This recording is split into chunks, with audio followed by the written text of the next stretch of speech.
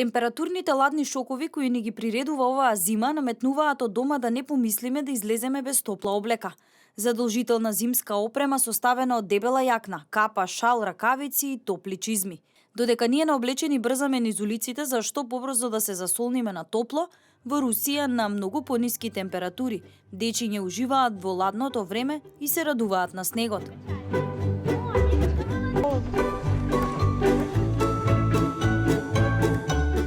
Овие дечиња очигледно знаат како да се забавуваат и на температура од минус 14 степени Целзиусови. Спочатку ми греемся, потім ми ходимо на вулицю і витираємося сніжком. Коли я моржу, я не хволію